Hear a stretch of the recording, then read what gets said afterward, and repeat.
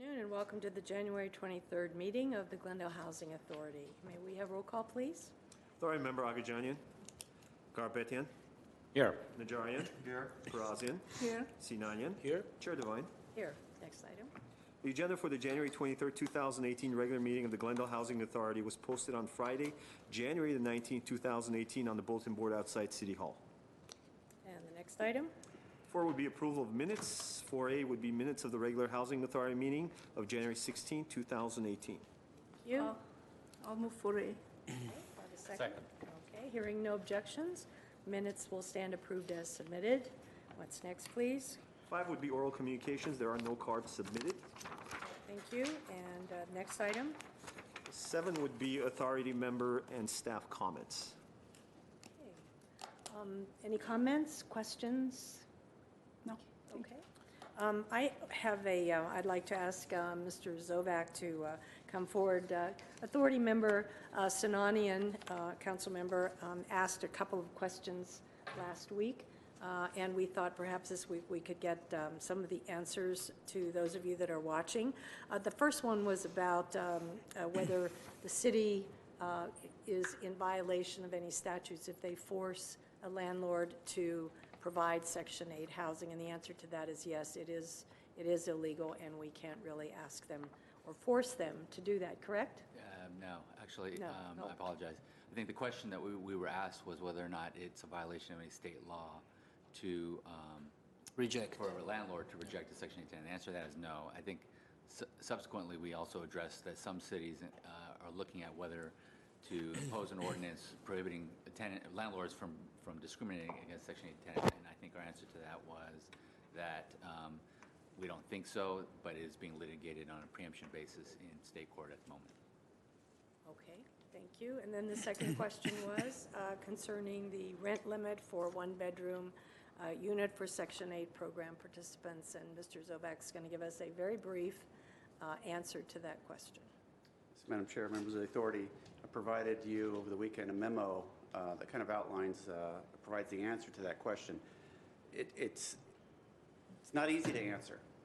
So the best way to say it is that there is not a hard upfront limit on rents for 1, 2, 3, and 4 bedroom units under the Section 8 program.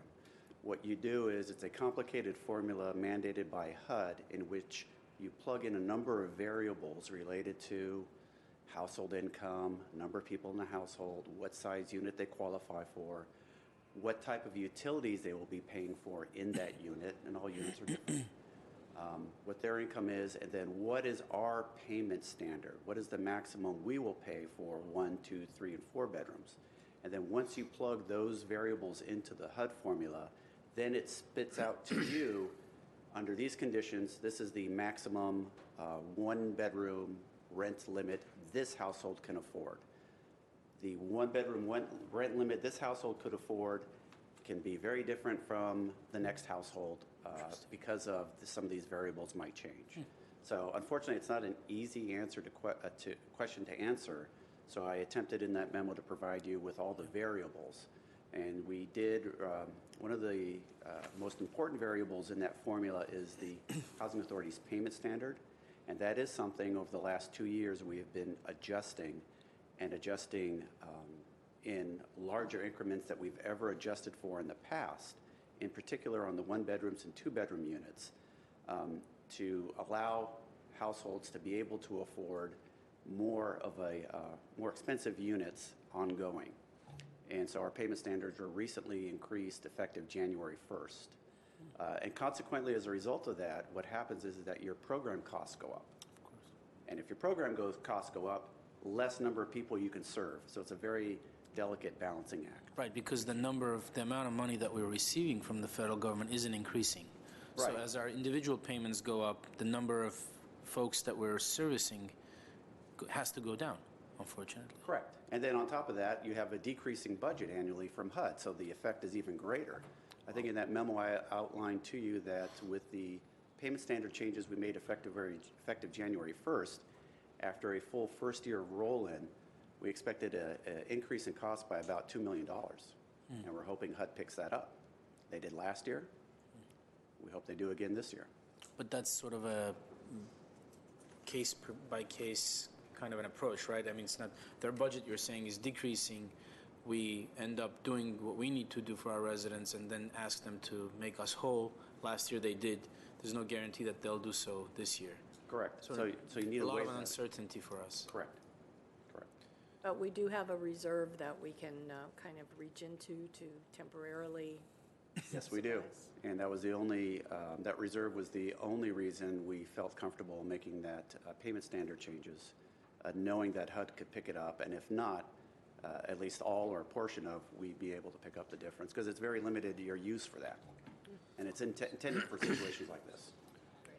Thank you, Mr. Zoll. Another question? Yes, Mr. I think Garpetian? it's more of a Mayor? comment. I think we are between rock and a hard place, because if you increase the baseline for one bedrooms or two bedrooms, then you serve less people. But if you don't increase it, people who have the vouchers, they can't find a unit to rent and they lose their vouchers. So that's a balancing act, if you will, and that's where we are struggling with. Mr. Zovak, what's the, if I can ask a follow-up question, what is the outlook on the federal government's treatment of HUD? I mean, are we looking for more cuts? Are we looking at more cuts? Are we looking at stable budget? What do we hear? Now, we're probably looking at cuts. More cuts. Correct.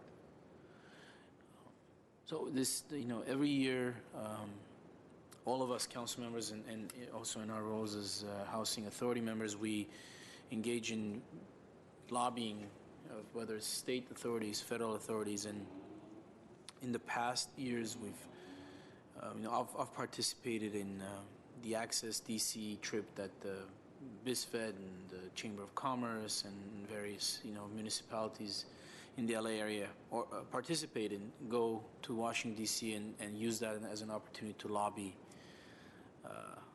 Capitol Hill for various things, and always housing and transportation is a key focus of ours.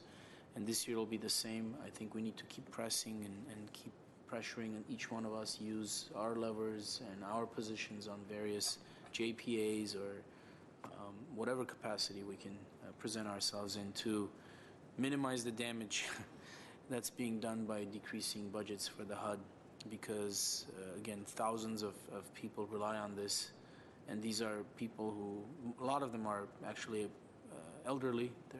They just don't have any other means, and that's where we as a government come in to help them out. So it's important that we stay on point. Correct. Exactly. Ms. Frazia?